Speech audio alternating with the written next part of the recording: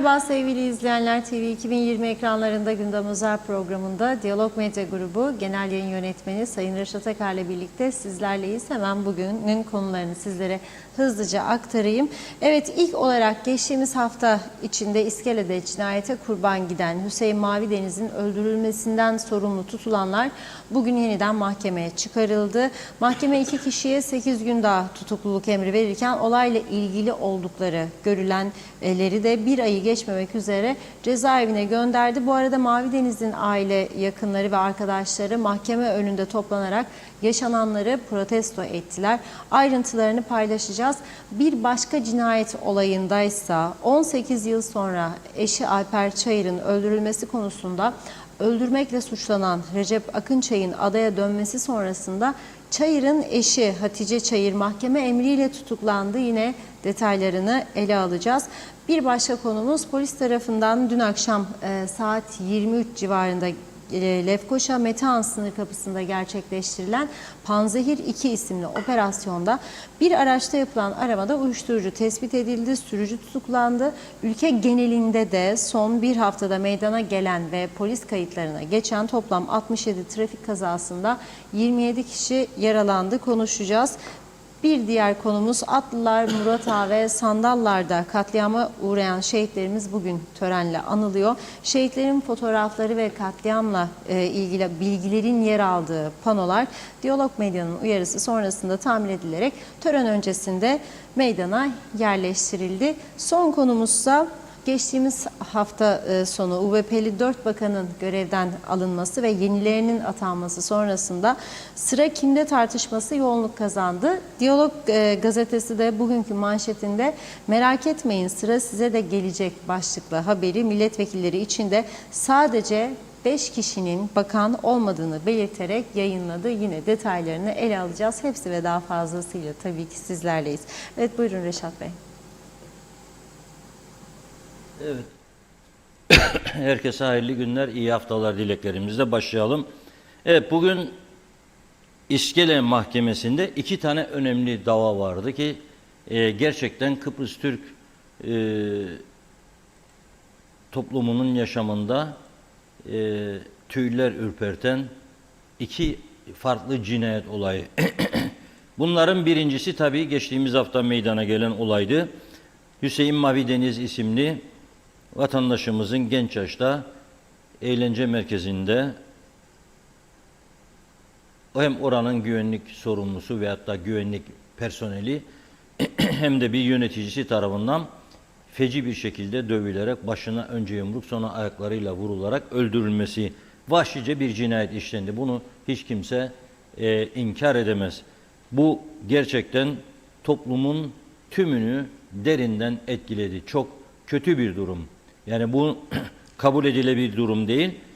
Mahkeme ilk etapta 2 kişi için Mehmet Yazıcı, bu Mehmet Yazıcı biliyorsunuz o kalın yapılı, vücudu dövmeli, bir yumruk vurarak başına onu yere sermişti. Beton zemine düştü. Diğeri ise Cüneyt Gökkaya, orada yönetici pozisyonunda olan birisiydi. Bu ikisi Mehmet Yazıcı ve Doğu Ömer Alçıner. Bu ayaklarıyla kafasına vuran orada yönetici pozisyonunda olan kişiydi. Bunların tutukluluk süreleri bugün 8'er gün daha uzatıldı. Ancak mahkeme Hasan Yazıcı, Cüneyt Gökkaya isimli şahısları da bir ayı geçmemek üzere cezaevine gönderdi. Demek ki mahkeme bir ay içerisinde bu 2 şahsı, cezaevine gönderilen şahsı yargılayacak. Diğer 2 kişiyle ilgili polisin araştırmaları sürdüğü için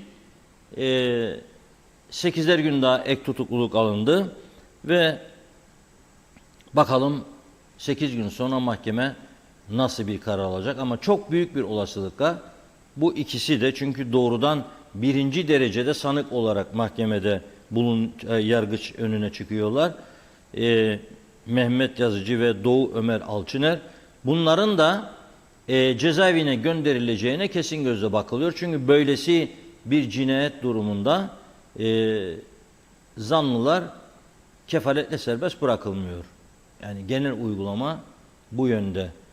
Dolayısıyla 8 gün sonra benzeri bir kararın verilmesi bekleniyor. Tabii ilk duruşmada bu öldürülen Hüseyin Mavideniz'in aile yakınları, arkadaşları mahkeme önünde toplanmamıştı. Çünkü o gün cenaze vardı.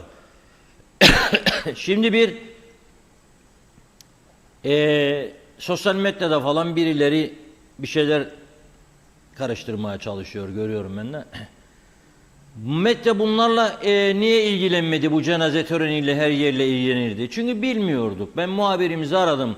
Ne zaman defnedilecek Hüseyin Mavideniz bilmiyorum abi dedi. Ben İskele'de mahkemedeydim dedi. Döndükten sonra öğleyin mahkemeden öğrenmiş ki cenaze oldu bitti. Çünkü eşi İngiltere'de, onun gelmesini bekleyecekler. Belki aileden herhangi bir açıklama yapılmadı. Yani biz bilsek kesinlikle muhabirimiz orada olacaktı. Onu söylemek istiyorum. Böylesi büyük olaylarda, cenaze törenlerinde muhabirlerimiz izliyor. Aileleri rahatsız etmek için değil, tam tersi yaşanan acıyı aktarıp bunların benzerlerinin yaşanmaması için. Yani bir cinayet veya başka türlü bir insan hayatını sonlandırma ne kadar ağır bir şeydir ve aileler ne kadar etki altında kalıyor, ne kadar üzülüyor, perişan oluyor. Bunların bilinmesi tekrarlarının önlenmesi açısından önemlidir diye düşünüyoruz biz. Bugün de tabii ki cenaze olup bittiği için arkadaşları Hüseyin Mavideniz'in ve aile yakınları mahkeme önündeydi. Çevik kuvvet çok geniş önlemler aldı. Hem Mausa muhabirimiz Hüseyin Çiçek hem Lefkoşa'dan Ömer Kadiroğlu arkadaşımız takviye olarak gitti. İzlediler. O mahkeme önündeki gelişmeyi birlikte izleyelim. Oldu, ikinci oğul oldu, 6 haftalık ve tek umudu daim biraz daha çok isteyeceğim, çocuklarım için Kıbrıs'ta da ev alacağım. Bunları söyleyen bir çocuk ve onun üzerine babasının acil durumunu öğrendi ve geldi buraya. Ben İngiltere'de yıllarca beni buradan bütün Cumhurbaşkanımız, başkanlar, milletvekilleri, eskiler de olsun. Amacımız neydi? İngiltere Kıbrıs köprülerini birleştirmek. Çocuklarımızı futbol yapıyoruz. Her sene Cumhuriyet Bayramı'nı kutlamak için ben buraya geliyorum. Ailemi görmüyorum ama Cumhuriyet Bayramı'nı kutlamak için buraya geliyorum. Çocuklarımızı getiriyoruz buraya. Çocuklarımız buradaki çocuklara kaynatsın diye. Buradaki çocukları oraya, oradakilerini buraya getirtiyoruz. Bu emeği, zahmeti veriyoruz. Birlik, beraberliğimizi kaynaştırmak için. Çok büyük bir festival yaptık orada. Cumhurbaşkanımız da geldi, başbakan da geldi. Oradaki insanları görmeniz, bu alan sığmaz. Yaklaşık 25-30 bin kişi orada. Bu da nedir biliyor musunuz? Bizim oradaki gücümüz, toplumu bir arada tutmak, birbirlerini kaynaştırmaktır. Ama ben geldim kendi ülkemde, oğlumu bana öldürdüler. Benim ülkemde, belki Amerika'ya yollasam korkarım. Derim ki bak dikkat et. Ya da başka bir ülkeye düşünürüm. Ama ben Kıbrıs'a çocuğumu yolladığım zaman ben ne için üzüleyim ya? Benim evime gidiyor adam. Benim evime gidiyor. Ama benim ülkem öyle bir duruma geldi artık. Adam dövebiliyor. Elinden nuskayla çocuğun başına vurabiliyor. Yere düştükten sonra kafasına vura vura öldürebiliyor. Geçen yılda Akkuş, Ünal üste çıkarttı, açıkladı. Arkadaşımızı vefat etti. Bizim vefat etti ve bizi öldürdü, cinayettir ve o zorlu töre bütün şeyleri gezer. Cenazeyi milletvekilliği kazanır. Onlar hangi etti? Sen onlara değer verin ama onlar bize değer verme. Onlar bizi kullanma tatlası etti. Yanlış yerde bağırıyor. Onlar değil, yok orada bağıracak. Duysunlar duyarlar. Duysunlar. Bunu kelepçe içeri götürdü. Bir ölümüzle bunu kelepçeledi. Ondan sonra o çocuk ölmeseydi bunu da içeride. Bak 12 işe aldılar. Darptan normalde bizi alsa bir hafta tutarlar. Darptan 10 tanesi bıraktı 2 yazıyı tuttular. Hayırdır bir ölüm var. Haçan bunun kararını verdiniz. Ambulansı çağıracaklarsa çağırırlar polisi. Ambulansı çağırmadılar, çocuk yerde polisi çağırırlar. Gelsin polis tutuklasın. Benim babam örgüt başkanıdır. Bu adam bu böyle var. Bize işi düşen gelir. Götür İsmail neredesin? Hüseyin Mahallesi nerede? İrfan nerede? Londra'da seyahat. Sponsor ister var. Bizi gücü düşen gelir. Maşallah. İşi olmayan yok. Bu saatten sonra gelmesi kimse. Hiçbir siyasetçi bizim evimize gelmiyor. Ben kendi şahsıma konuşurum. Hiçbir şey. Doğru. Ben dayısıyım, yüreğimiz yandı. Sizin de çoluk çocuğunuz vardı.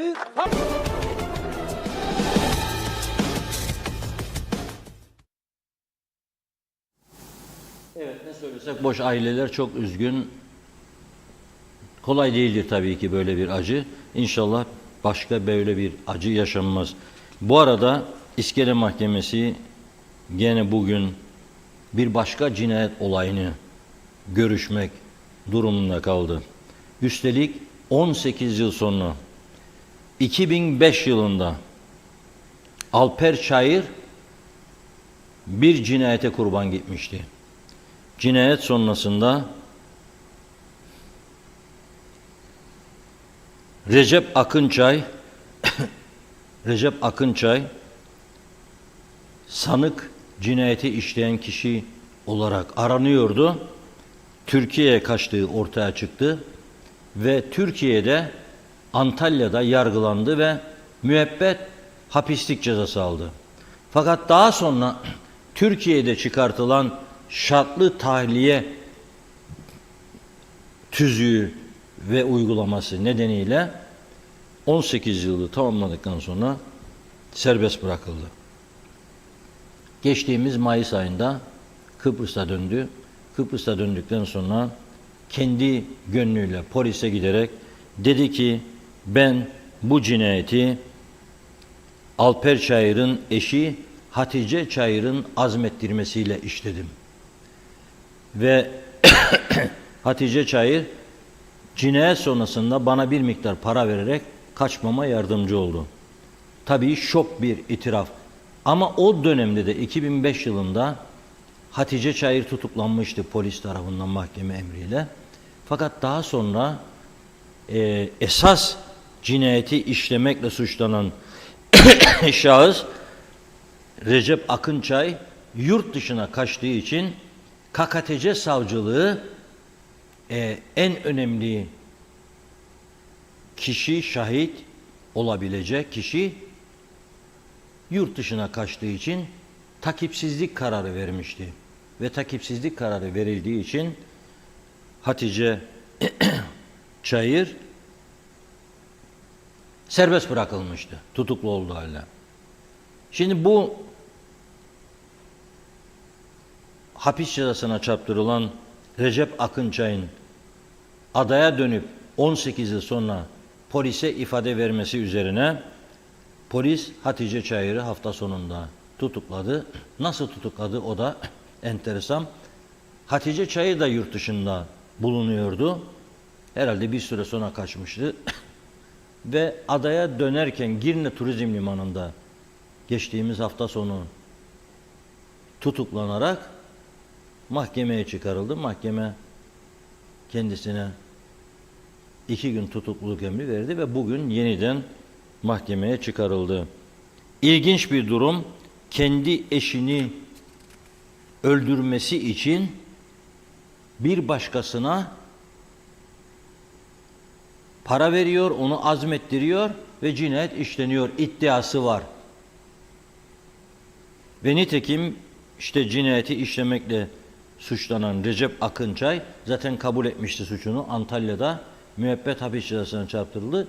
18 yılda da kurtuldu. Böyle bir ağır suç işleyen 18 yılda nasıl kurtulur bilemem tabii. Türkiye ve buradaki uygulamalar artık eskisi gibi değil. Bir Avrupa ülkesi gibi değil, en azından onu söyleyeyim. Yani ağır suçlar genellikle bu şartlı tahliye kapsamına girmemesi gerekir. Öyle düşünüyorum. Ama demek ki giriyor. Ve bu durum karşısında işte 18 yıl sonra tekrar adaya dönüyor. Tabii girişine nasıl izin verildi o da ilginç. Yani daha önce çok konuştuk. Eğer bir insan bu ülkede suç işliyorsa ve kaçıyorsa ve esas vatanı burası değil Türkiye ise bu adam orada yargılanıp hapis girip çıktıktan sonra sen onu burada ek vatandaşlığı var diye tutamazsın. İşte bunlar ülkedeki yasaların eksikliğinden kaynaklanıyor. Ve bir türlü kaç tane bakan değişiyor.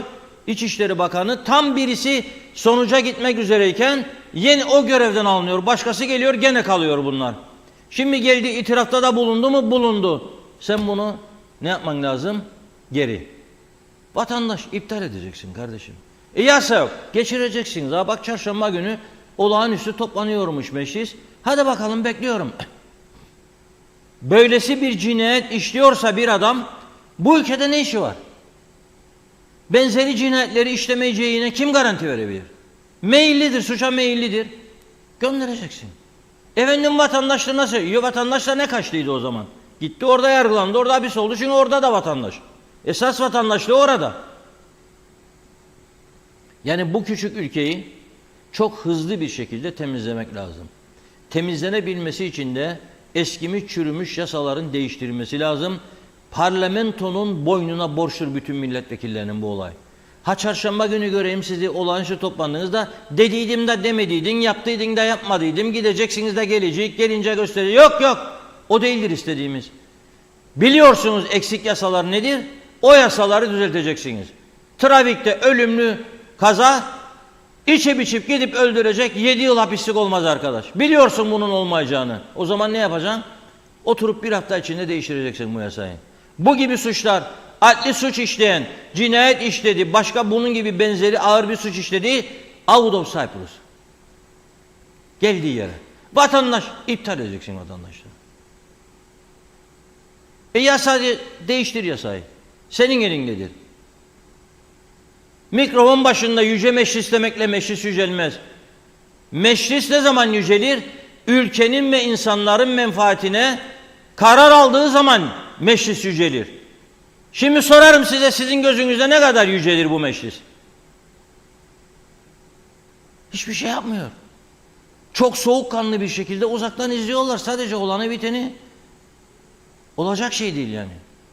Göreve davet ediyorum. Çarşamba günü evet olağanüstü toplanma kararı olumlu bir adımdır. Kutluyorum. Ama icraat kaydıyla.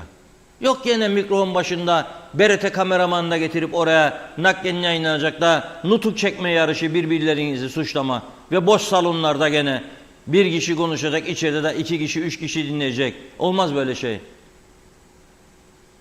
Herkes salonda oturacak ve bu konular tartışılarak yasa değişikliği gündeme gelecek. O zaman ben sizi alkışlarım. Yoksa hiçbir manası yoktur olağanüstü toplandınız, toplanmadınız. Buyurun Funda Hanım. Hemen mesajlarımıza başlayalım vakitlice. Çok çok teşekkür ediyoruz ilginize her zamanki gibi. Mustafa Rakibet iyi yayınlar demiş. Demet Erarabacı da, Mehmet Uluçaylı da sağlıklı günler, iyi yayınlar, kolay gelsin diyor. Irmak Marleni Honduras'tan iyi akşamlar dedi. Sizler Allah'a emanet olunuz inşallah. Halil İbrahim Berksu, elektrik gene yok, kesmeye devam. Zam da yetmedi demiş. Aytaç Bey, Ortaköy bölgesinde elektrik gezmeye çıktı diyor, çok yazık. Nihat Cüce Kocaş, o da aynı şekilde kolay gelsin, elektrik yine yok yazmış. Celal Harun da elektrik kesintileri devam mı, ne zaman gelecek diyor. Sayar Aker selamlar, Reşat Akarsız gündemler sönük geçer. Teyyare hızıyla gitsek gene de aklımızı çalanlardan hesap sormalıyız. Saflıkta dünya şampiyonuyuz, makarna bulli ile avunuruz. Ahmet Tiki, güzel memleketimizi ne duruma soktular? Abi diyor, en büyük suçlu baştakilerdir. Onların da yargılamak lazım. En ağır ceza verilmesi lazımdır. Allah'tan rahmet dilerim. Aileye başsağlığı dilerim. Mahmut Buğdaycı, ben çok merak ettim. Reşat abi 59 milyon euro Ercan işletmecisine ne amaçla bağışladı? Benim için lütfen sorar mısınız diyor. Halk bu kadar zordayken bu vergi affı da neyin nesi demiş. Aytaç Bey, vallahi diyor sormadım, gezmeye çıktı, elektrik yok, saygılarımla. Nazime Nalbant İskele'den herkese selamlar, mutlu akşamlar. Yeni haftamız hayırlı olsun, gamsız kedersiz, zamsız günler diliyorum. Ülkemizde hiç olmayan olaylar gün geçtikçe oluyor. Böyle hiç duymak istemiyoruz, çok üzülüyoruz demiş. İyi ki gündem özel var, her zaman bizlerdesiniz. Sizlere çok teşekkür ederiz demiş. Erdal Yarkın iyi yayınlar diledi. Mehmet Uluçaylı, bir mekanda görevli ve yönetici böyle vahşet bir cinayette işletmelere en ağır ceza almalı. Mekan sahipleri niye tutuklanmıyor yazmış. Ulus Barani, iyi yayınlar. Reşat Bey, Çakmak Hasan Kibrit Hüseyin'in yönettiği KKTC'den selam olsun. Fevzi Mehmet Çağoğlu, kolay gelsin diyor. Bu memleketin tahtası çıktı. Evet, Havalı İbrahim, biz de müebbet istiyoruz. Kuzenimi öldürenlere müebbet. Hüseyin Boşnak Londra'dan selamlar. Kıbrıs korkulu bir devlet olmuş. Tatil için düşündürücü. Çağatay Doğuner idam cezasını geri getirin. Ey bilmem neler diyor. 40 yılda bir olsun doğru dürüst bir iş yapın. Sibel Selin iyi haftalar, iyi yayınlar diledi. Kolay gelsin demiş. Teşekkür ediyoruz. Meral Kavaz yine elektrikler kesildi. Küçük Kaymaklı bölgesinde sizlere kolay gelsin. Sayar Aker Kuzey Kıbrıs'ta mahkemeler 24 saat çalışsalar topluma huzur gelmesi zor. Mehmet Uluçaylı gece bir dakika. Gece mekanları çalışanları mercek altına alınmalı. Çok özel izinle sabah 4'lere kadar müzik çalmaları ve içki vermelerine izin verilmeli. İsmail Kızılşahin bu hükümet zamdan başka bir iş yapmaz demiş. Fevzi Mehmetçioğlu burası sorma Girhan'a oldu. Hasan Nihat Erduran değişmesi gereken yasaları özetleyen sunun diyor meclise faydalı olur bence demiş. Ahmet Halil iyi yayınlar diledi. İsmail Kızılşahin bu olay vekillerin birinin çocuğunun birinde olsaydı o zaman çok şeyler değişirdi. Mehmet Uluçaylı iktidar artık gerçekten elini taşın altına koymalı.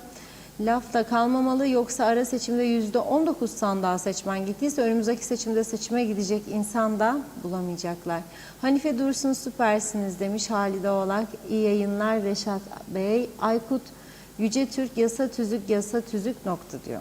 Hüseyin Eminoğlu Doktor Fazıl Küçük ne demişti? Allah Kıbrıs Türk'ünün yardımcısı olsun. Özkan Özdemir bunlar çok komik ya. Kabine değişikliği çocuk gibi yerlerini değiştirirler, oyun oynarlar.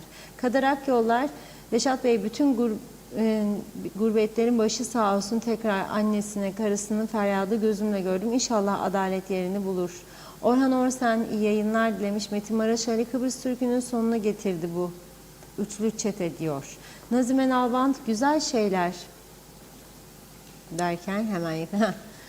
Güzel şeyler görmek istiyoruz. Kazalar, ölümler olmasın. Merhametler, saygılar, sevgiler olsun. Kısacık hayatımızda iyilikler yapmalıyız. Yine atamalar oldu. Bu değişiklikler yine aynı mı olacak yoksa değişiklik mi olacak? İnşallah diyelim. Ağzınıza yüreğinize sağlık demiş.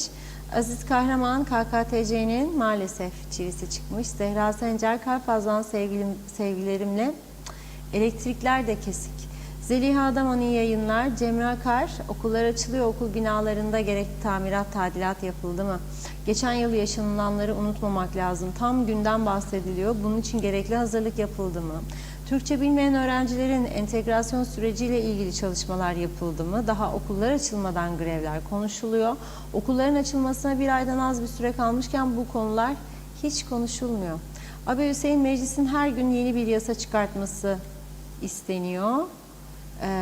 Bugün İngiltere parlamentosu bile her gün yeni bir yasa çıkaramaz demiş. Haftanın 4 günü gece geç vakitlere kadar çalışmasına rağmen. İsmet Drangoz fotodan iyi yayınlar. Kim kimin parasını vergi muafiyeti olarak bağışlar? Beceriksiz üçlü atama hükümeti yazmış. Bir iki mesaj daha okuyup ara verelim. Gürkan Gülük iyi yayınlar diledi. Hüseyin Koltan da doğru gerçek haberin adresi. Evet emeğinize sağlık demiş. Hale Akyollar süpersiniz ve Dursun Sönmez de diyor ki maalesef elektrikler kesik. Bu sıcakta nasıl olur bu kesintiler? Çok üzgünüm. Kendinize iyi bakın.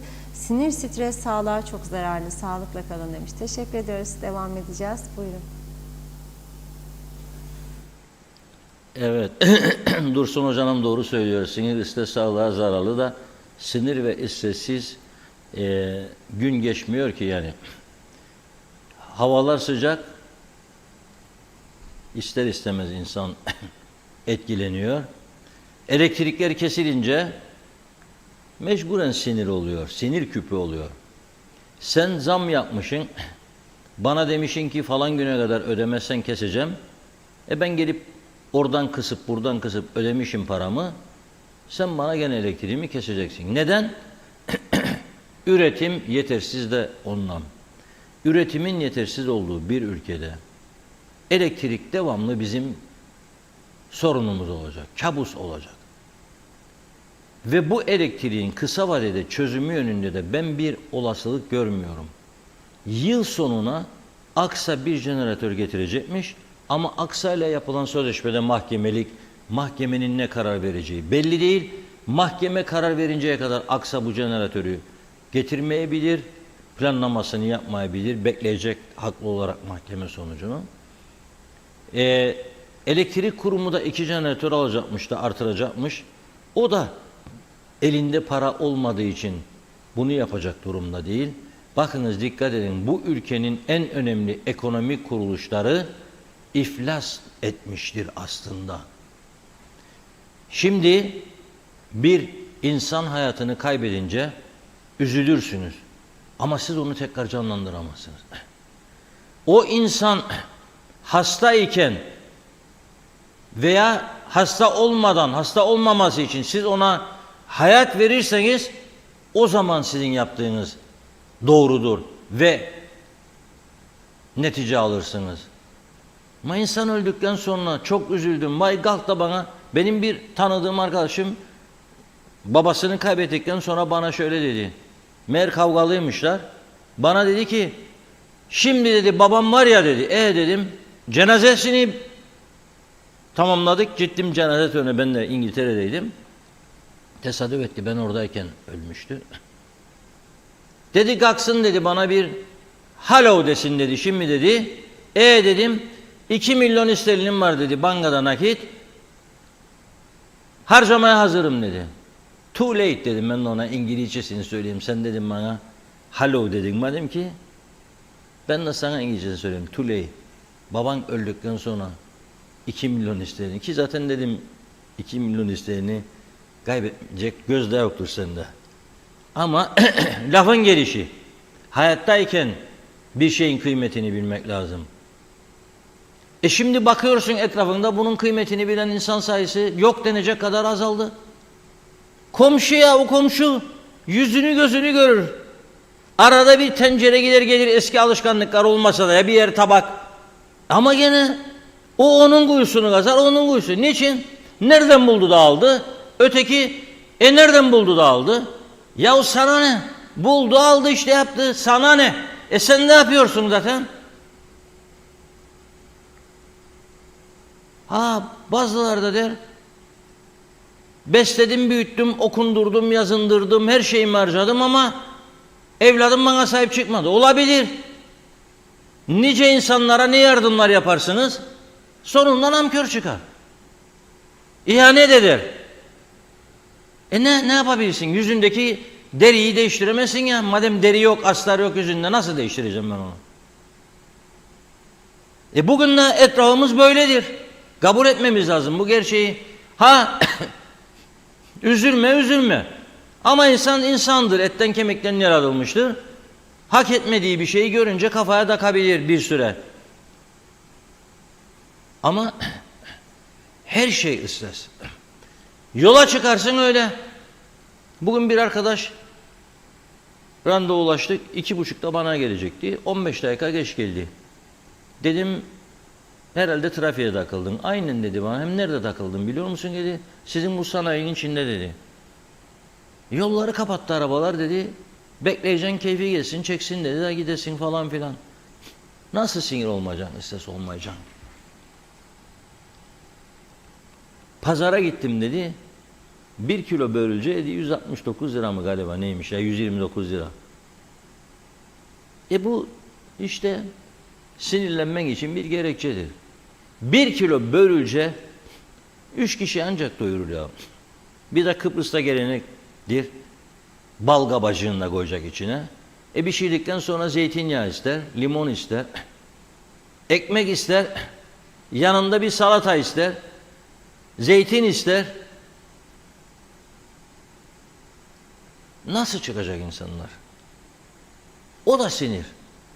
Bakkala gider, 2 gün önce 25 lira aldığı bir ürünü bugün 32 lira ister kendisinden, ya 35. Fiyat üzerinde eski kasaya gittiğinde farklı. Onun için istes kaçınılmaz olur. Yalnız burada önemli olan bir nokta var. Herkes lütfen uzman olduğu konularda konuşsun. Uzman olmadığı konularda ahkam kesenler var, bakarım. Bu doğru bir şey değildir. İnanmayın sakın. Uzman olan bir adama inanırım. Şimdi ben nörolog değilse birisi kafayla ilgili bir şeyi ya bel fıtığıyla ilgili bir şeyi başkasına sormam, abesle iştigaldir. Nöroloğa sormam lazım. Beslenme faydaları, evet, diyetisyen olmama gerek yok. okuyarak öğrenirim bazı şeyleri. Yani ne içeceğim, ne kullanacağım sağlıklı yaşam için. Onu öğrenebilirim. Öğrendiklerimi de paylaşabilirim dostlarımla. Ama uzman olmadığım bir konuda konuşamam. Mesela teknecinin elektrik santralına filtre kaç paradır? Ne bileyim ben. Hangi ülke satar? Ne bileyim. Araştırmak lazım. Zor iş. Zaten takmaya da niyetleri yok. Onun için devlet kuruluşları battı. Batmıştır. Elektrik kurumunu yaşatmak isterdi. Keşke ama olmayacak. Göreceksiniz. Olmuyor, olmayacak. Çünkü yıllardır ihmal edildi. Gelen vurdu, giden vurdu. Gelen vurdu, giden vurdu. Doğru dürüst bir yargılama olmadı. İşte bir eski genel müdür ve şoförü. O da fazla mesai ortaya çıktı diye biri şikayet etti. Ama ne vurgunlar? Mal alımlarında. Dosyalar vardı. 2009, 2010 ne oldu bu dosyalar? 13 yıl geçti aradan. Mesele yok deyip kapatıldı dosyalar. Batmaktan başka çaresi yoktur. Doğu Akdeniz Üniversitesi. Sanki de Brunei Sultanlığıymış gibi öyle bol harcamalar yaptılar. Gelirine göre denkleştiremediler giderlerini. Şimdi Doğu Akdeniz battı diyorlar. 700 milyon borç. Kim verecek? Kim verecek sana 700 milyonu?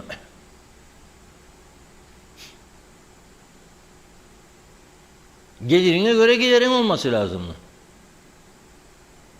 O kadar çok lüzumsuz konferanslar, o kadar çok lüzumsuz aktiviteler yaptılar ki gelmiş geçmiş yöneticiler, ben uzaktan baktığımda gülerdim.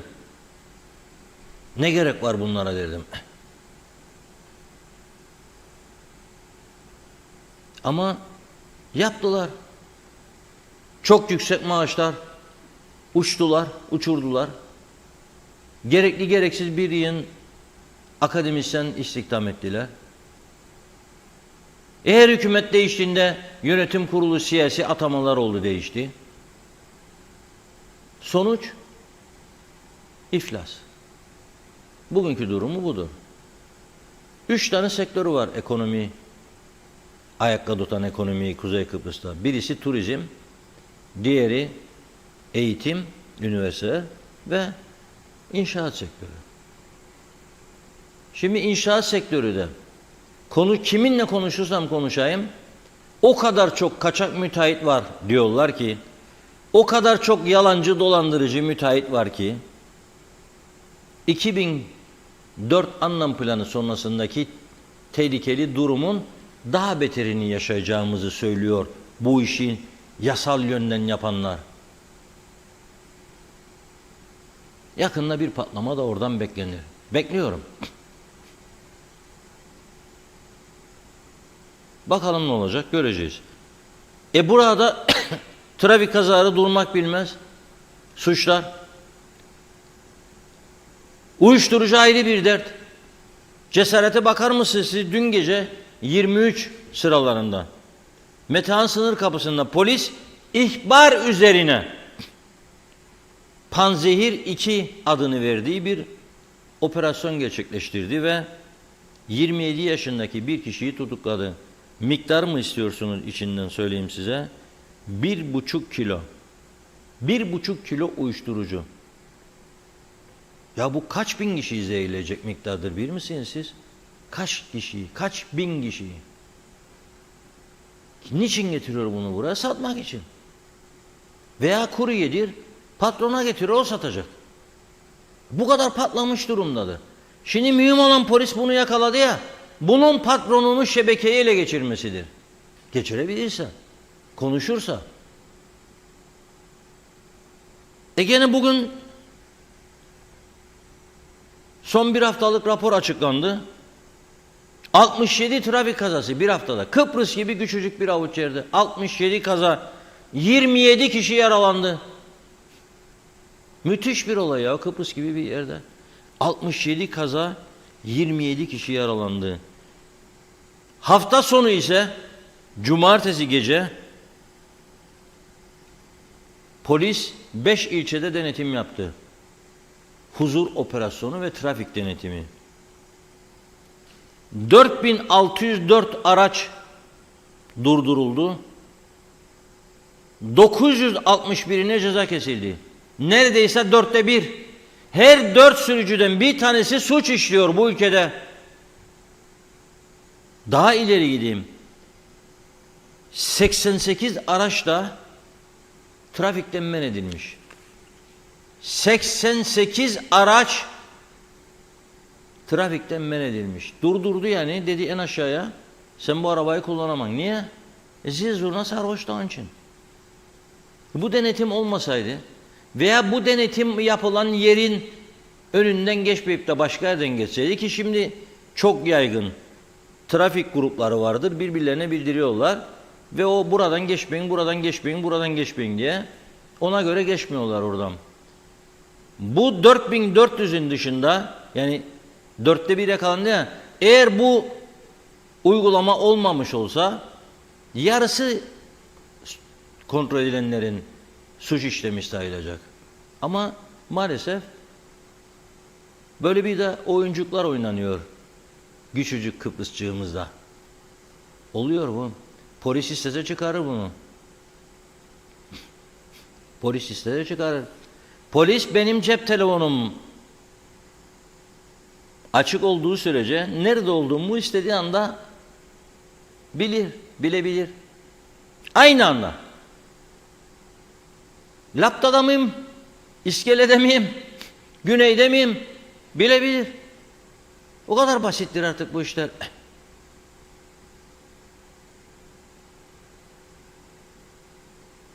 Ama nedir sorun?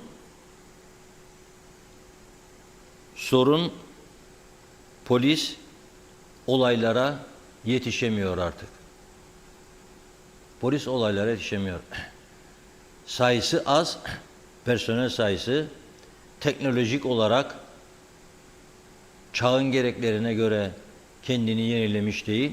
Para yok, istediklerini alamıyor. Uyuşturucu testi hala yapamıyor polis.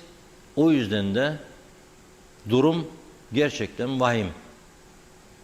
Durum gerçekten vahim. Ben bunları konuşmak istemem normalde. Ama konuşmak zorundayım. Ya 4 araçtan bir tanesi suç işliyor. Ha bunların bir kısmı nedir? Bir kısmı nedir? Bir kısmı araç ruhsatıdır. Araç ruhsatının çoğu insan gerekçe gösteriyor. Gidiyorum ama çıkaramıyorum çünkü kuyruklar vardır diyor. Bilmem ne. Nitekim bugün Gazi Mausa Vergi Dairesi'nden Ergün Nihat arkadaşımız bir fotoğraf gönderdi bana. O Gazi Mausa'daki vergi dairesideki kalabalık. İsyan ediyormuş insanlar. 40 derece sıcak altında vergi ödemeye gidiyorlar vergi dairesine Gazi Mausa. Fakat memur sayısı azmış diye veya izindeymişler diye az personel olduğu için insanlar saatlerce bekletiliyor. Devletin para basma yeridir vergi dairesi. Bakar mısınız siz bu hale? Bakar mısınız? Bunlar devlete vergi ödemeye gidiyor. Ama ödeyemiyor. Şimdi daha enteresan bir fotoğraf getireceğim size. Girne Esentepe yolu. Bir kamyonet, bakın başka bir ülkede, yani bir medeni Avrupa ülkesinde bu olabilir mi? Hayvan taşır gibi kamyonetin arkasında insan olabilir mi? Bakınız.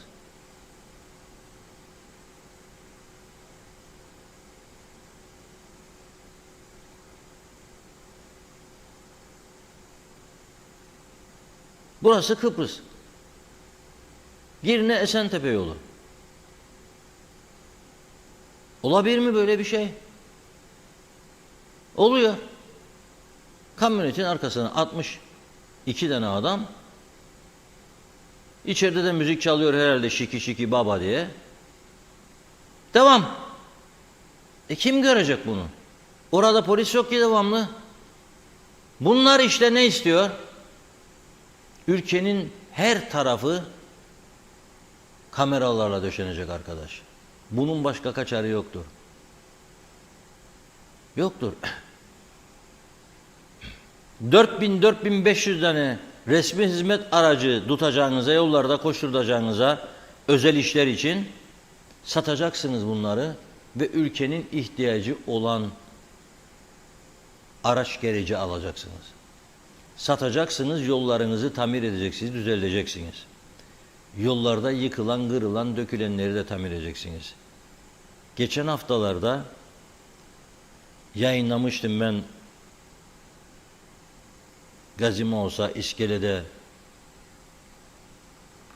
çevre temizliği yapan arkadaşlarımızın çekip gönderdiği fotoğrafları. Bugün de başka bir arkadaştan geldi. Elektrik direkleri aylardır Selamiş yolu, Mausa Selamiş yolu üzerinde aylardır olduğu gibi kırık dökük nasılsa bakın, hale bakın. Temiz Ada grubu da gönderdi bunları, yayınladık daha önce. Bakın, hale bakın. Birisi çıkıyor kaldırımın üzerine, vuruyor, deviriyor elektrik direğini. Ama kablolar açıkta gördüğünüz gibi, elektrik direği yerde. Sorumlusu kimdir? Belediye mi? Elektrik dairesi mi? Karayolları mı? Bilmiyorum ben. Bilgi alabileceğimiz doğru dürüst bir makamda yoktur. Ama kim ise buradan çağrı yapıyorum. Her tarafta vardır bu.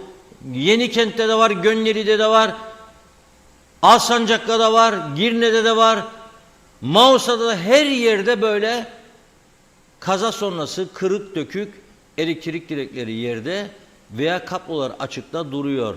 Hatta ve hatta söylemekten dilimde tüy bitti. 10 yıldır başbakanlık kavşağı var Lefkoşa'da. 10 yılda kaç tane başbakan değişti? Başbakanın yanında Dışişleri Bakanlığı var. Ulaştırma Bakanlığı var. Kaç tane Ulaştırma Dışişleri Bakanı değişti? Geçerken bunları hiç mi görmüyorsunuz yahu? 10 yıldır kırık direklerin kabloları açıkta. Onu olsun görün ya, gözünüzün önünde, oraya gidip geliyorsunuz her gün. Yok, işte ben buna bakarım. Bu benim için bir icraat yetersizliğidir. Ben bunu gördüğümde bunu ayağa kaldıramayan insanlar derim ya, bu açıktaki kabloların normal bir direk getirip bağlatmayanlar ülkenin önemli sorunlarını nasıl çözecek diye düşünürüm. Çözemezler derim. Çözemezler. Nasıl ya, bu kadar sorumsuz duruma mı geldi bu ülke ya? Becerdiğimiz de vardır. Becerdiğimiz sadece ve sadece hükümet değişiklikleri. O gitsin bu gelsin, o gitsin bu gelsin. İşte geçen hafta iyi dayandı Ünal Bey, 14-15 ay bekledi. Bir değişiklik daha yaptı. 4 tane bakan gitti, 4 tane yeni bakan. En önemlisi İçişleri Bakanı Ankara'da protokol imzalarken, Türkiye İçişleri Bakanı iken burada görevden alındı. O protokolün hükmü kaldı mı? Yani o adamın oradaki durumu, prestiji hiç düşünüldü mü? Bu resmen yanlış oldu ya. Ayıp, üzücü oldu bu durum. Bekleseydiniz bari gelsin.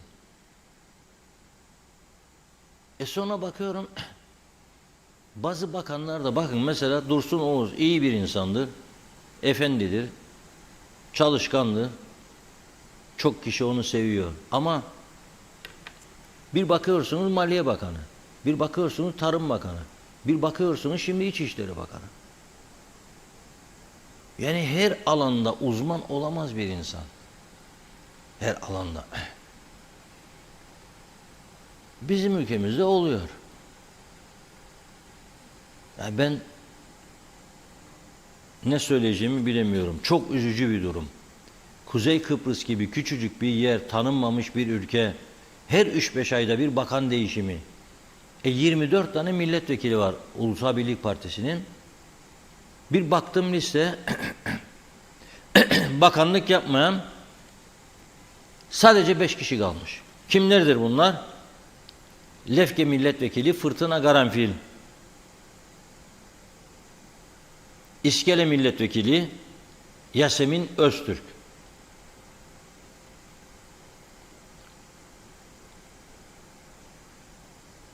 Lefkoşa Milletvekili Ahmet Savaşan, Girne Milletvekili Hasan Küçük ve Gene İskele Milletvekili Emrah Yeşilırmak. Şimdi Emrah Yeşilırmak daha önce belediye başkanlığı yapmıştı. Mesela UBP'liler kendi aralarında konuşurken duyuyorum ben de İçişleri ve Belediyeler bakanı olabilir mesela. Belediyelerden sorumlu bakan diyorlar. Mesela Hasan Küçük için su işletmesinde başarılı, Hediyem Suyun sahibi. Mesela İçişleri, Köy İşleri, Su İşleri Bakanı. Eğitime de meraklıdır, Eğitim Bakanlığı. Ahmet Savaşan sağlık turizminde yıllardır başarılı işler yapıyor. Aynı zamanda Dünya Sağlık Turizmi Örgütü var. Onda da galiba şimdi başkan, Turizm Bakanlığı'nda adı geçiyor. Yasemin Hanım kadın hakları falan bunun gibi birçok bakanlık için adı geçiyor. Çevre Bakanlığı olabilir mesela bir bayan. Aslında yere çöp atanları en güzel tertipleyebilecek olan kadınlardır. Alacak eline süpürgenin sapını, attı mı çöpü vuracak kafasına. Ne yasa ister ne masa. İstediği yere gitsin. Çöpü döküyorsa sokağa süpürge sapıyla bir kadının dövme hakkı vardı. Çünkü suç işliyor. Fırtına Karanfil, işte o da sevilen bir arkadaş. O da İçişleri, Maliye, Ekonomi, Köy İşleri, bir yıl bakanlık yapabilecek yetenekte görülüyor bu arkadaşımızda. Ne demişti Ünal Üstel Bey? Demişti ki diğer arkadaşlarımıza da sıra gelecek. Bütün arkadaşlarımız bizim bakanlık yapabilecek kabiliyettedir. Dolayısıyla o 5 tane geriye kalan inşallah önümüzdeki süreçte onlar da bakan olur. Bakan olmayan hiçbir milletvekili kalmaz. İşte bu bir tanıma başarısıdır. Tanınma başarısı. Bizi tanımayanlar utansın diye bir başlık, eğer bu 5'i de bakan olsun, ben söz veriyorum size. Diyalog Gazetesi bu başlığı atacak. Bizi tanımayanlar utansın.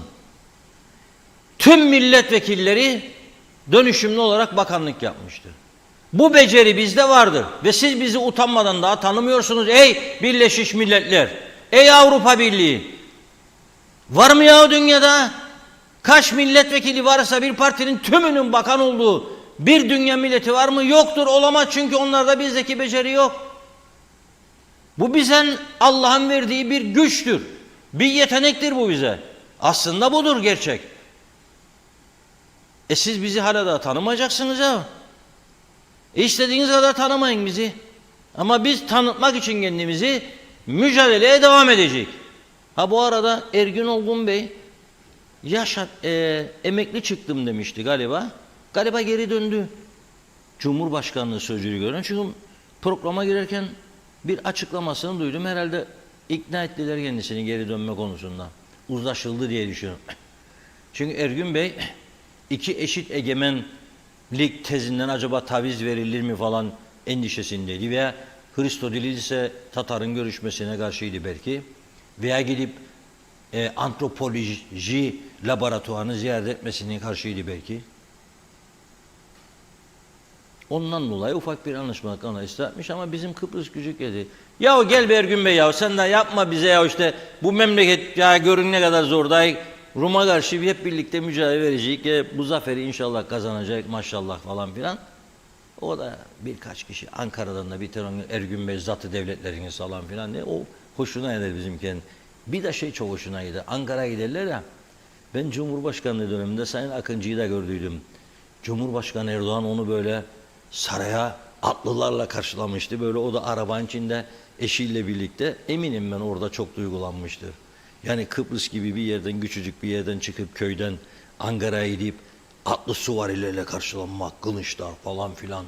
Sonra arkasından mehter takımı, sonra bir ordu asker orada. Duruyorsun önünde, merhaba asker diyorsun, o da sol diyor. Hepsi bayıldı, hepsi geçti bu şeyden. Ersin Tatar Bey de öyle ağırlandığımızı hatırlamıyorum ama zannederim onda atlı suvariler falan. Eminim yanında eşine falan demiştir, Gördün mü bak, Cumhurbaşkanı olduk ama bak, tarihe geçtik. Bu şekilde bir karşılama kime kısmet, kime nasip olur? Sadece bunun için bile bir makama gelmek önemlidir Kıbrıs'ta. Yani Ankara'ya ineceksin havaalanına, Esenboğa'dan seni alacaklar, 10 motosikletli önde. Ben gördüm, burada da öyle yapıyorlar.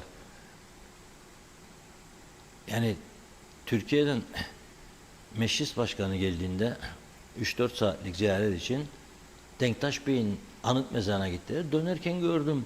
10 motosikletli saydım. 1, 2, 3, 4. Bir gidiyorlar sırayla. Ondan sonra 2-3 tane koruma aracı. Yandan falan böyle etrafı çembere almış başka korumalar. Arkadan makam aracı. Onun arkasından 4-5 koruma. Düşünün, indiniz Ankara'ya, Esenboğa'ya. Daha önce, bir ay önce mesela oraya indiğinizde kimse sizin yüzünüze bakmaz. Tanıyan yok, bir şey yok. Taksi sırasında beklersiniz. Taksi diye çağırır sizi, alır sizi, koyar götürür. Şimdi burada 10 motosiklet, arkadan bir yön koruma arabası, kornalar çalar, yollar açılır falan filan. Allah! İşte o an çok önemli bir andır. O duygu var ya, o duygu. Ne ettim de bu siyasete girdim, ne ettim de bakan oldum dersiniz bunu. Bu tanıma olsa olmasa güzel bir şeydir ya. İnsan gururlanır yani. Şimdi ben de düşünmeye başladım. Acaba dedim bir denesem mi bu işi? Böyleyim. Ama bana 10 tane yetmez. 20 tane motosiklet isterim. 20 tane. Yani daha bir başka olur, görkemli olur. Buyurun Funda Hanım. Yerden devam edelim. Mesajlarımıza Terin Manlaş. Evet, doğru okudum. İyi yayınlar, kolay gelsin demiş Mehmet Uluçaylı. İnternetler gider gelir yarım yarım izliyoruz diyor. Hüseyin Kaya Erdal, yollarımız ne kadar bozuk olursa olsun bizim zengin halkımız yeni güçlü araçlar alır. Yine gider. Araba alamayanlar çeksin cefayı. Bizim hükümet bu işleri beceremez. Yanan yanar, kalanlar bizimdir. Felsefe devam eder, durur. Hüseyin Aktu, ne Cumhurbaşkanı ne de Başbakan kabine oluşturur, atama yapar. Bunların hepsini vali yapar ve istediğini seçer, istediğini atar. Gelen Türk giden Türk mentalitesi sürdüğü ve nüfusu yığdıkları sürece bu cinayetlerin, katillerin ardı arkası kesilmeyecek. Hep derim yine derim, bunların kanları bozuk. İçimizde oldukları sürece, durmadan ülkeye gelip yerleştikleri sürece daha kötü günler bu azınlıktaki halkı bekler.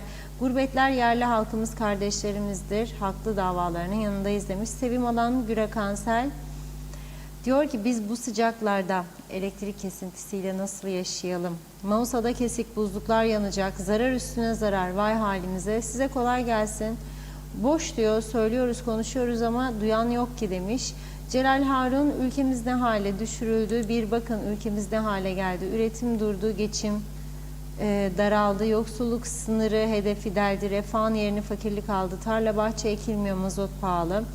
Böyle ne olacak halkın hali? Yıkıldı ocağı, kırıldı dalı. Umutlu hep yeni yıllara kaldı. Fiyatlar önüne geçilmez oldu demiş. O zamlar zehrini bizlere saldı. Asgari ücretli ve emekli perişan. Hayat çok pahalı. Ucuz ne kaldı? Soğanla ekmeği eline aldı. Herkes ayrı bir umuda daldı. Yokluktan hiç çıkılmıyor pazara ve markete. Dayanamaz bunca insan bu zara. Kefen dahi pahalandı demiş. Son umudu sade orada vardı. Vatandaş başka neler desin? Soğana, ekmeğe katık kessin. Duymayanlar hep birlikte dinlesin.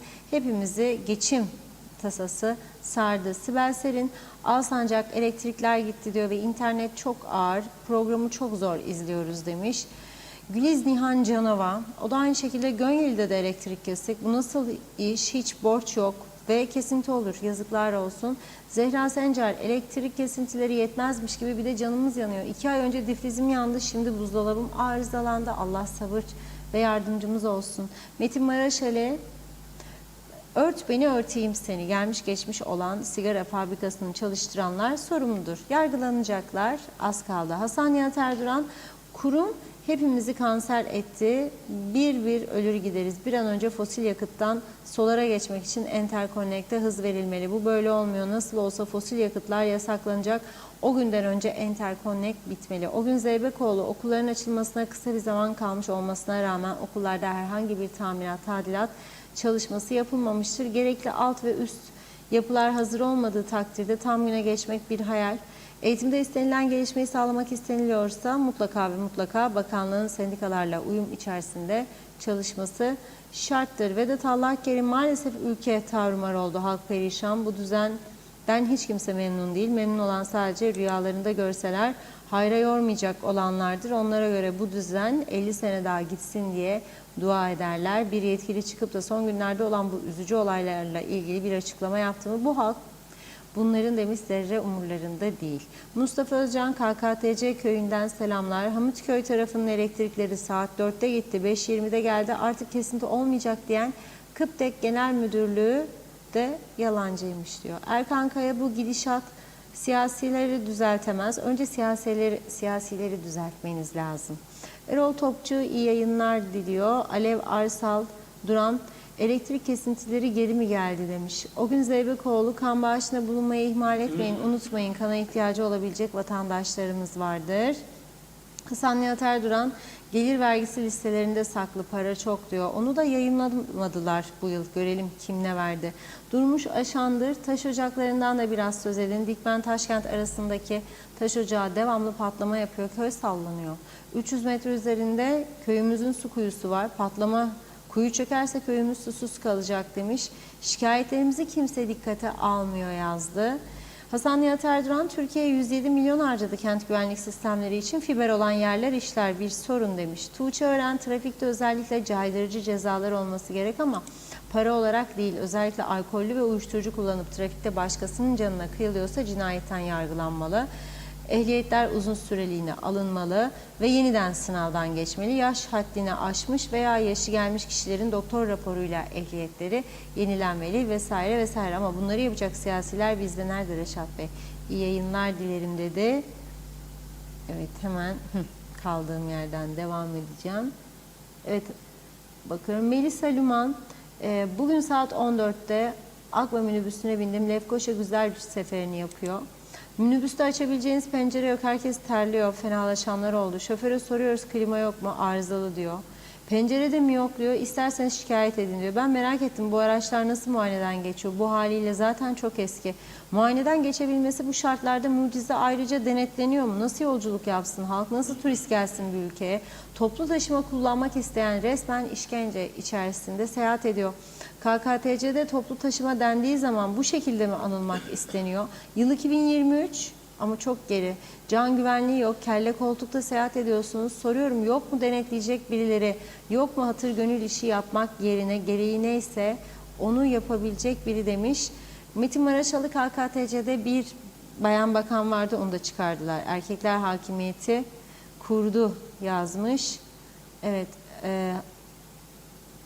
Bakıyorum. Fikret İpekçioğlu, rüşvetler havada uçuşuyor. Beyin tutulması yaşanıyor dedi. İsmet Ezel, yatıran çok diken yok demiş.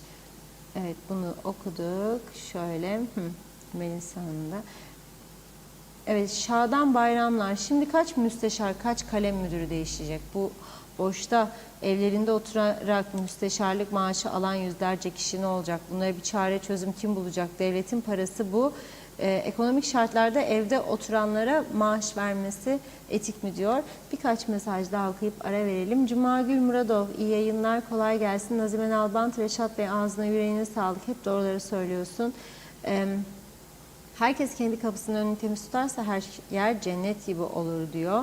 El ele verilirse bakın neler olur. Daima birlik beraberlik olunca yükselme de olur. Famagusta Rental, bayan bakan tam fiyasko, sağlık mı ne sağlığı, iskelede kardiyoloji operasyonu mu başladı demiş. Saadet Çıkar, diline sağlık diyor. Özhan Dervişler, evet 1960 anlaşmalarını okumuşsunuzdur diyor. Anavatan bile tanımaz demiş. Ercan Ergün, yaşasın KKTC, ölüyor insanlar. Famagusta Rental, iskelede hayvancılarla hangi daire ilgilenir? Tarım Bakanı mandıralar, hayvan dolu bir görevli bir günden bir güne gelip ne yedirirsiniz, ne içirirsiniz diye sormaz. Yok mu uzmanı demiş. Özkan Özdemir, Avrupa Birliği buraya el atmadan bu beceriksiz, yeteneksiz insanlarla devam edecek. Bir mesaj daha gördüm. Karşıyaka'da elektrik yok diye. Emine Beyaz Yüz Karzoğlu yazmış. Karşıyaka'da da elektrik yok. Aysel Ersin Karakaya iyi yayınlar diliyor. Mustafa Özcan, sizin yayında da ses gidip geliyor. 10G'ye geçtik, ondan olabilir demiş. Bora Bey'i de okuyalım. İyi yayınlar. Ben Naran Mesutoğlu, büyük oğlu Bora Mesutoğlu. Üstünüzden uzak hasta ağrıları var. Türkiye'de Ankara Hastanesi'nde orada tıp daha gelişmiştir. Ne zaman düşünürler acaba sevk yazsınlar doktorlar diyor. Sağlık Bakanı'na buradan çağrı yapıyorum. Lütfen saygılarımı sunar, teşekkür ederim dedi. Daha var ama devam edeceğiz sonrasında yine. Buyurun Reşat Bey. Evet, önümde notum vardı zaten. Naran Mesudoğlu, Naran Hanım'a geçmiş olsun dileklerimi iletirim tekrar. Geçtiğimiz Cuma günü programda ben sözünü etmiştim bunun ve yeni Sağlık Bakanımız Doktor Hakan Dinçürek'e buradan çağrı yapmıştım. Göreve başlar başlamaz bu konuyla ilgileniniz diye. Çünkü Naran Hanım beni bir süredir arıyor sürekli. Ya mesaj atıyor ya telefon açıyor. Çok acıları var. Duyuyorum konuşmasını. Yani bunu bu şekilde onun bir insan olarak ben aslında Naran Hanım'ı hiç görmedim. Tanımıyorum yakından. İsmen biliyorum. Durumuna üzülüyorum. Tabii acı çeken bir insan yardım ister. Ben de buradan bir çağrı yaptım. Dedim ki ilgileniniz, Türkiye'ye gitmek istiyor. Çünkü 2 kez ameliyat olmuş Kıbrıs'ta. Onun iddiasını söylüyorum, ameliyatı yanlış oldu diyor. Acı çekiyor. Bir çare, bir umut olarak Ankara Hacettepe'ye göndersinler beni diyor. Buradan ben Sayın Dinçürek'e teşekkür ediyorum. Çünkü Cuma günü konuştum. Cumartesi sabah erkenden beni aradı. Dedi ki benim kayınvalidem dedi sizin fanınızdır, sizi kaçırmadan izliyor. Beni uyardı çünkü ben izleyememiştim diyor. Ve hemen bu konuyla ilgileneceğim. Bana lütfen bayanın ismini, telefon numarasını falan gönderin. Gönderdim. Ayrıca son ilgilenen doktorun adını telefonuna gönderdim. Bugün yeniden aradı beni sabahleyin saat 8:50 civarında Sayın Hakan Dinçürek. Uyuyordum ben o saat. Baktım telefona adını görünce. Dedi ki hastane baş doktoru diğer doktorlarla görüşme yaptım. Kendisini hastaneden çünkü evine göndermişler.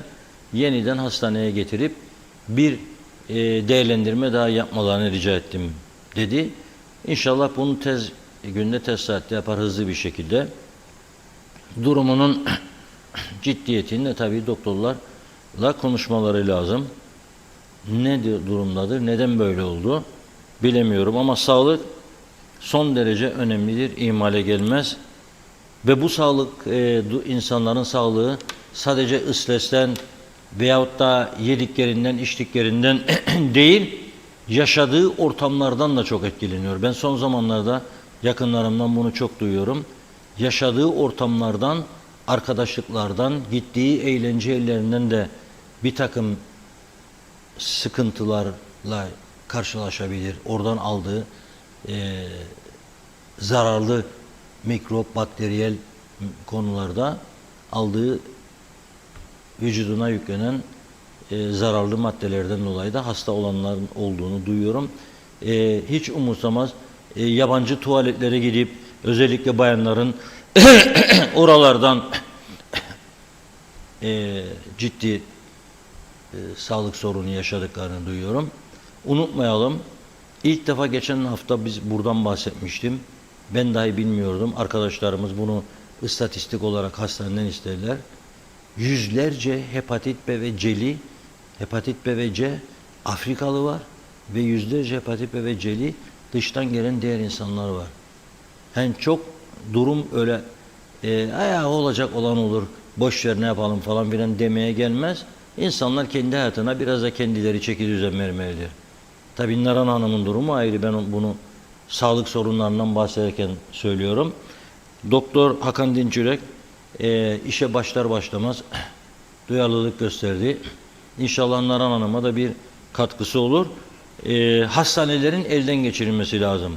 Sadece iyi niyet yeterli değildir.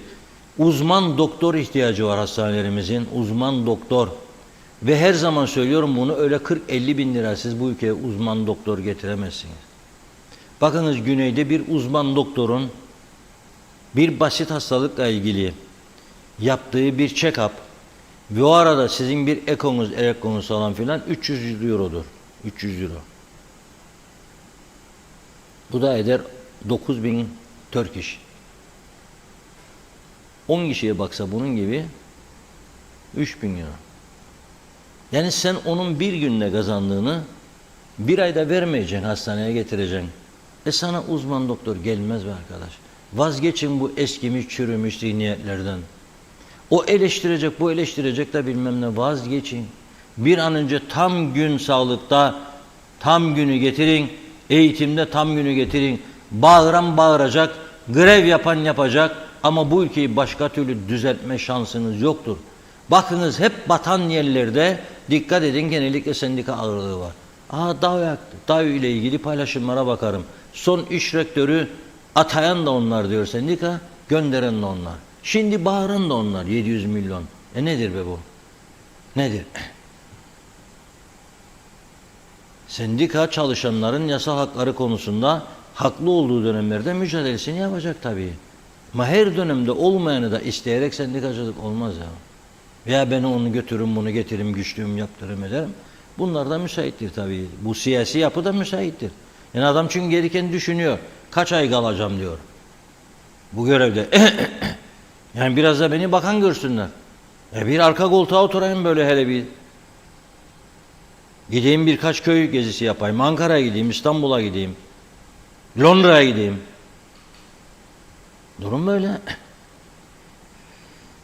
Şimdi tabii ekonomik sorunlar saymakla bitmiyor. Güzelyurt'tan gelen Derviş Özyiğit izleyicimiz dedi ki, çünkü bazıları da diyor ki bana 2 tane mesaj var, biraz sonra okuyacağım. Adımı vermeyin lütfen derler. Ben de vermiyorum. Ama Derviş Bey diyor ki benim adımı verin diyor. 40 ton narinciyem yerde kaldı diyor. Süprüvex'e atadığı başkan ve yönetim kurulunun diyor Sayın Dursun Oğuz'un narinciyi getirdiği son durum. Fotoğraflara bakın diyor. Verin arkadaşlar o fotoğrafları. Bir yıl fotoğraf gönderdim size. Ağaçta, dalında kalmış, yere dökülmüş narinciyeler. 40 ton narinciye. Şimdi bu adam ne yapacak? Bunu satamadığı için herhalde bu sene tekrar ağacına bakacak, gübreleyecek, ilaçlayacak, narinci yetiştirecek diye düşünürsek kendi kendimizi aldatmış oluruz değil mi? Yapmayacak bunu bence. Yapmaması da lazım. İşte biz böyle tükettik olanı. 220 bin ton narinciye ihraç ederken şimdi bunu 50 bin tonlara falan gerilettik. O da yarım yamalak, üretici zamanında parasını alamıyor ve limon ithal eder duruma geldik. Kilosu 45 liraya limon aldırıyoruz vatandaşlara. Narinciye cennetiydi burası. Üretim sorunu var. Tuzlu sular çıkıyor, kuyulardan veriliyor bahçelere. İhracat sorunu var. Satılan ürünün parasını alamama sorunu var. Veya çok geç alma sorunu var. Yani gerçekten ciddi bir durum. Yeni Tarım Bakanımız Hüseyin Çavuşkelle inşallah çözer bunları. Çünkü Çiftçiler Birliği Başkanlığından gelmedir ve bugün ilk defa hazırdır inşallah fotoğraf var. Çok farklı bir karşılama yaptılar kendisine bugün. Davul zurna çalmadılar fakat traktörlerle gittiler bakanlığın kapısına. Ne yazar orada, bakın fotoğraflara bakın lütfen, ne yazar? Traktörün üstünde bir yazı vardır. Eylem yapmaya gelmedik diyor. İyi bakar mısınız lütfen? Eylem yapmaya gelmedik diyor. Karşılamaya geldik diyor. Mehter takımı davul zurnacı yoğdu ama Çiftçiler Birliği çalışanları, köylü arkadaşları, şimdiki başkan bakanlığın kapısına gittiler. Orada Hüseyin Çavuşkelle'ye böyle görkemli bir hayırlı uğurlu olsun ziyareti. Bakın şimdiki başkanla kucaklaşma, Çiftçiler Birliği'nin adamları, yöneticileri veya üyeleri orada böyle güzel bir karşılamayla geldi. Şimdi bunun sonucunu elbette görmek lazım. Yani bu kadar güzel bir karşılamadan sonra gelelim vergi dairesi meselesine. Şimdi bir izleyicimiz diyor ki Evet diyor oldu bir yığılma ama sistemde diyor bir arıza vardı. Sonra bu dağıldı diyor, düzeldi diyor. Bir başka izleyicimiz de diyor ki gittim diyor ben o vergi dairesine Mausa'ya, bana dediler ki borcun yok dedi. Halbuki var borcum diyor. Ben de orada diyor kalabalık gördüm, bekledim, kaçtım diyor, borcun yekler ama var borcum diyor. Demek ki sisteme de bakmak lazım, çalışma düzenine de bakmak lazım. Evet, ben personel çalışmıyor demiyorum. Genellikle vergi dairesi, tapu dairesi, araç kayıt dairesi çok yoğun devlet kurumlarıdır. Bunlar para topluyor devlete ve devlet o şekilde maaşlarını ödüyor. Dolayısıyla bu kurumlara bakmak lazım. Bunlarla ilgilenmek lazım. Daha çok gelir getirebilmek için bakmak lazım. Ben iddia ediyorum ki bu trafik denetimlerinde o kadar çok ruhsatsız araç var ki devlet sadece bunların kaybını önlemiş olsa en azından yollarımızın tamiratını yaparlar. En azından yarım kalmış Alsancak Lapta yolunu, Girne Alsancak Lapta yolu. Yol bir güzel asfaltlandı fakat orta refüjler kaldı öyle atılı vaziyette, taşlar. Roundaboutlar, çemberler kaldı öyle. Geceleri son derece tehlikeli. Oralarda her gün kaza oluyor. Yaya geçitleri belli değil. Yani bari bir defa bir şey olsun tam yapalım ya. Bitti diyelim gönül rahatlığı içerisinde. Oh be, oldu da bitti maşallah diyelim. Yok. Maalesef olmuyor. Buyurun Funda Hanım. Devam edelim mesajları. Tuğçe Ören, Mustafa Alavuş isimli vatandaşa çok acil 0 RH pozitif kan ihtiyacı var. Bypass ameliyatı olacakmış. Duyarlı vatandaşlarımıza buradan duyuralım. Arın Taşarkan, şimdi Kuzey Kıbrıs Girne'ye bağlı Karaoğlu'nda da elektrikler gitti. Hava durumu çok sıcak. Mahvolduk diyor. Nevbahar Cambazoğlu, taksi ücretleri çok yüksek. İyi yayınlar diledi. Hasan Nihat Erduran, Mersin 10 Türkiye, Birleşmiş Milletler işte bu kadar. Metin Maraşali, Yeni Boğaz içinde de elektrik yok. Her yerde elektrik yok herhalde. Arın Taşarkan, bunu okuduk. Cemal Sadrazam, Mausa'dan Akdeniz'e kadar elektrik kesik. Az önce gelmiş. Evet, karşılıklı konuşmalar var. Bir geçeyim onları. Bora Bey, tüm hastalara ve üstümüzden uzak hastaların Allah yardımcıları olsun, acil şifalar diledi. İsmet Ezel, gelemez tam gün diyor.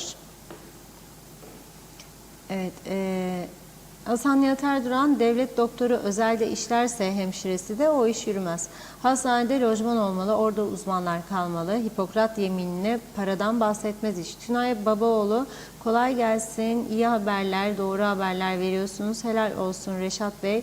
İyi ki varsınız maşallah sizlere demiş. Mustafa Özcan, narenciyeci ne yapacak? Giderleri karşılayamadığı ve fiyat istikrarı olmadığı için Türkiye'deki gibi ağaçlarını kesecek.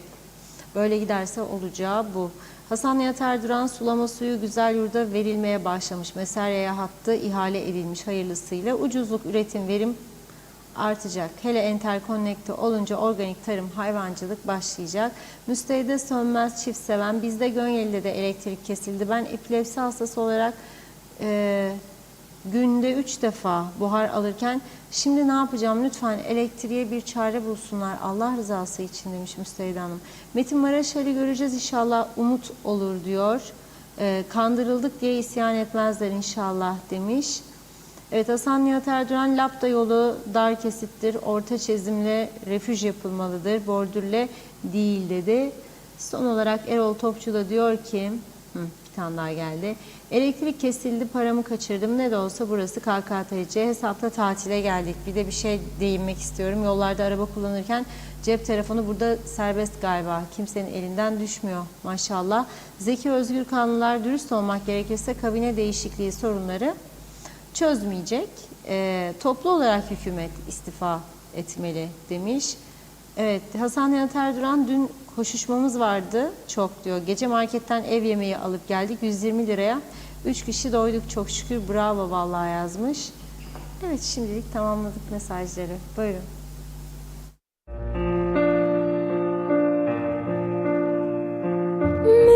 Midnight, not a sound from the pavement.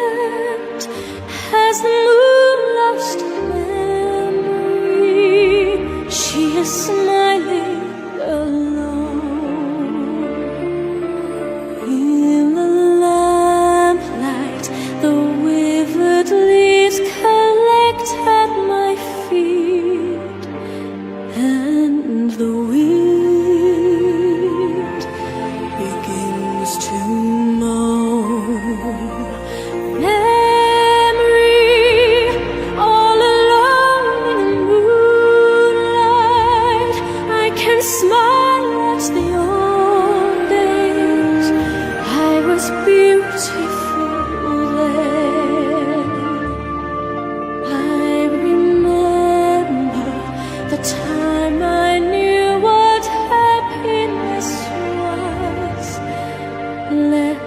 the memory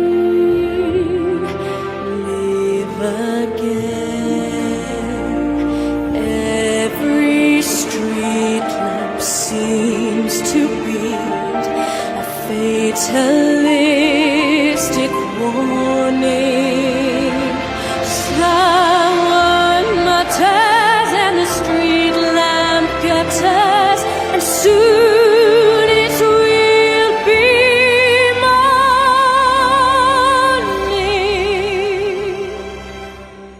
Daylight, I must wait for the sunrise. I must think of a new life, and I mustn't give in. When the dawn comes, tonight will be a memory too, and a new day will begin.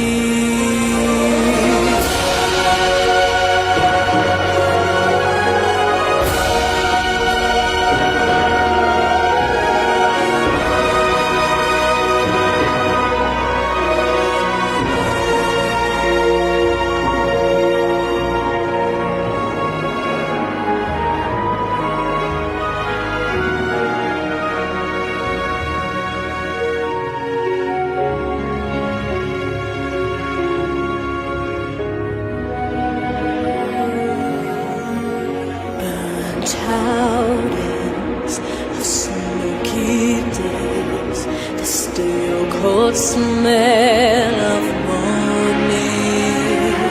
The street lamp dies, another night is over, another day is dawning. Touch me, it's so easy to leave me all alone with the memory of my days in the sun.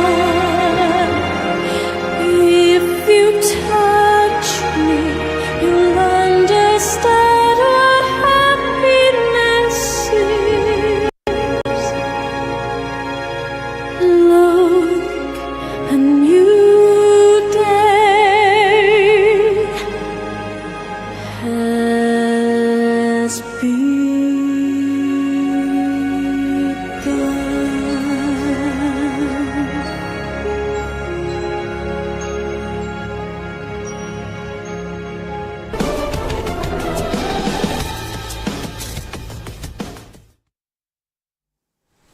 Evet, güzel bir şarkı dinletmeye çalıştık. Memory, unutulmaz bir şarkı. Şimdi bugün üzücü bir haber aldık sabahleyin uyandığımızda. Meslektaşımız Süleyman Ergüçlü maalesef genç sayılabilecek bir yaşta hayatını kaybetti. Çok üzüldük. Kendisine Allah'tan rahmet diliyoruz. Eşine, çocuklarına sabırlar diliyoruz. Bu mesleğe uzun yıllar hizmet vermiş bir arkadaşımızdı. Kendisiyle de bir dönem birlikte çalışma şansımız oldu. Gazeteciler Cemiyeti'nde, Gazeteciler Birliği'nde, yönetim kurulunda birlikte bulunduk. Değerli bir arkadaşımızdı. Çok renkli bir insandı. Son zamanlarda büyük anlam falan fotoğraflar paylaşırdı. Emekli çıkmıştı. Ve herkesle yakın ilişkileri vardı.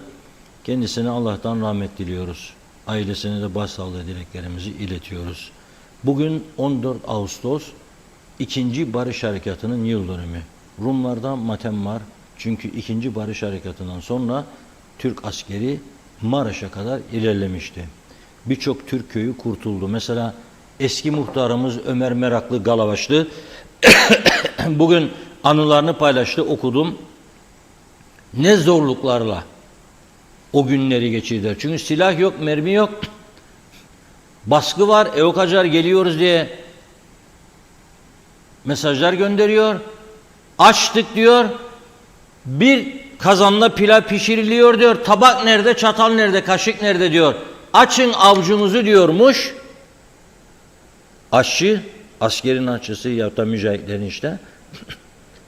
kaşıkla koyuyormuş, biz de böyle yiyorduk diyor. Nereden nereye geldik diye. Şimdi tabii ben bunu çözüm olmasın diye söylemem, tam tersi. Bu yaşanan sıkıntıları göz önünde bulunduracak bizler de, onlar da, ve bir sonuca inşallah gideceğiz. Ama bir şeyi unutmayacağız. Onlar da unutmaz, biz de unutmayacağız. Kimi? Şehitlerimizi. Onlar bu ülke için canlarını feda ettiler. Hele bir de katliama kurban gidenler. Atlılar, Murat Ağa Sandallar, Taşkent. Önümüzdeki günlerde Taşkent şehitlerini alma günü gelecek. Biz de o gün hazırladığımız bir belgesel vardı. Biliyorsunuz, Taşkent Dohni katliamı belgeseli. YouTube'a girip bulabilirsiniz. Taşkent-Dohni belgeseli, benim hazırladığım belgeseli orada bulabilirsiniz. Galiba 28 bin kişi bugüne kadar YouTube'da izledi. Çok daha fazla olması lazım ama devleti yönettiğini iddia edenlerin bu konuda bir gayreti yok. Bunlar bizim kişisel gayretlerimiz. Şimdi ben nanutuk atabilirim her gün. Vermem kaşık bir karış toprak falan filan yakarım. Ama bu sonuç değildir. Bu halkımı savunduğum veyahut da bu halkın yaşadıklarını anlatma sanatı değildir. Halka sahip çıkma, şehitlere sahip çıkma değildir. Mesela şu anda tören vardır orada 18'de.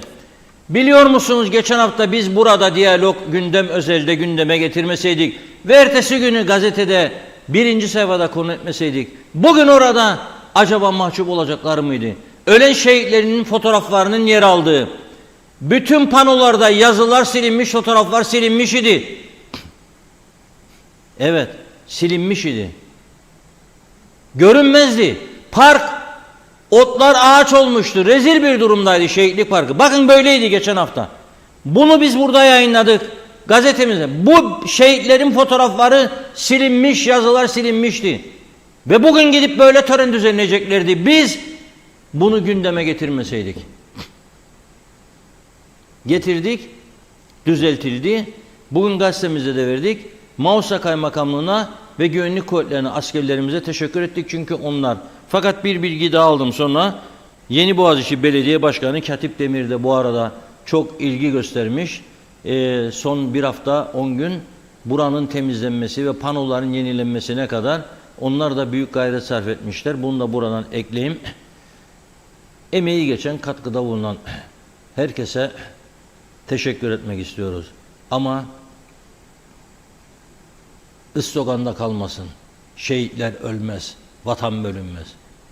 Şehitlere sahip çıkmak hepimizin boynunun borcudur. Bugün birçok insan bu makamları dünya tanımamış olabilir ama kendi kendimize ürettiğimiz bu makamları bu şehitlere borçluyuz.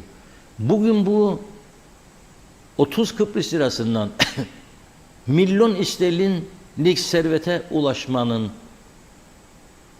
da, ulaşabilmenin de şehitlere borcumuz vardır. Onların sayesinde sağlanan bu ortamdan yüzlerce insan sterlin milyoner oldu, övünüyor. Alırım, Porsche'da alırım, Ferrari'de alırım, şunu da yaparım, bunu da yaparım. O havalara atıyor. Ama bir de düşünelim 74 öncesinde. 30 Kıbrıs lirasıydı. Maaşlar eşit bir şekilde. Ya 30 Kıbrıs lirası. Yoktu böyle bir bolluk, böyle bir servet yoktu. Şimdi son zamanlarda orta direk yok olup insanlar fakirleşme sürecine, evet büyük bir olaydır, üzücü bir olaydır. Ama bunun ana nedenlerini hepimiz bildiğimiz halde çözüm üretilemiyor maalesef. Bunları çok konuşacağız önümüzdeki günlerde. Çok konuşacağız. Bir de Kıbrıs konusunda hazırlıksız yakalanmamak için çalışmamız lazım. Dün Rum Dışişleri Bakanı Konstantinos Gombos'un bir açıklaması vardı. Pazar gazetelerinde yayınlandı bu. Gombos dedi ki, Birleşmiş Milletler Genel Sekreteri Antonio Guterres'le yaptığım görüşmede bana bir söz verdi dedi. Nedir söz bilir misiniz? Hiç dikkatinize geldi mi? Diyalog gazetesi yazdı bunu. Vardır. Görev sürem bitmezden önce Kıbrıs sorununu çözeceğim dedi. Ne kadardır görev süresi? 2. defa uzatıldı. 4 yıl sonra Ocak ayında biter. 4 yılı var. 4 yılı var. 3,5 yıl daha doğrusu. Tam 40 ayı var. 1 Ocak 2007 yılında 2027 yılında özür dilerim. Guterres'in görev süresi biter ve pek da uzatılamaz. 2 dönem. Şimdi bu 40 ayı en geç tabii diyor. Olacaksa böyle bir çözüm, biz acaba ne tür hazırlıkla bu çözümü gerçekleştireceğiz? Çok önemlidir. Buna hazırlanmak lazım. Ekonomik olarak da, siyasi olarak da. İnşallah hazırlanırız diyorum. Son mesajlarımızı alalım ve ondan sonra veda edelim. Evet, Celal Harun her yer karanlık oldu yazdı. Arın Taşarkan Kıbrıs Cumhuriyeti Lefkoşa İskele Leymos'un Baf'ta hiç elektrik gitmez. Peki KKTC'de elektrik sorunu devam ediyor. Reşat Bey, yorumu size bırakıyorum demiş. Emin Güzel iyi yayınlar diledi. Evet, Ali Rıza Kavas, Avustralya'dan bir hanım arabasının ruhsatını ödemeyen bir arkadaşının evine gece yarısı polis gidip garajda arabasının plakalarını aldı. Yalnız devlet plaka çıkardığı için arkadaşının arabası aylarca garajda kaldı demiş. Aynen böyle. Evet, Celal nerede? Pardon. Evet, onu okuduk. Yani Cenan Salih, Türkiye ne zaman yargılayacak vatan hainlerini ve hırsızları diyor. Mehmet Uluçaylı, inşallah bu hafta huzurlu bir hafta olur dedi. Evet. Celal Harun, Allah rahmet eylesin, nur içinde yatsın, mekanı cennet olsun. Mehmet Uluçaylı da Ergüçlü'yü, ailesine sabırlar versin diyor. Evet, Hasan Nihat Erduran, TMT komutanlarından Kara Mehmet Hoca'nın oğlu Ergüçlü, Allah rahmet eylesin dedi. Alper Tenekeci, Rum'la barış olmaz bu katliamlardan sonra. Ben şehit arkadaşlarıma ihanet etmek istemem. Kim ki? Celal Harun, 14 Ağustos 74, tüm şehitlerimiz nur içinde yatsın dedi. Evet, bakıyorum, Sayar Eker TV 2020 uyuyanları uyandırıyor. Ömür kısa, ekmek pahalı. Diren yatağa, aç girne demiş. Evet, çok çok teşekkür ediyoruz. Tamamladık mesajları. Son eklemek istediğiniz?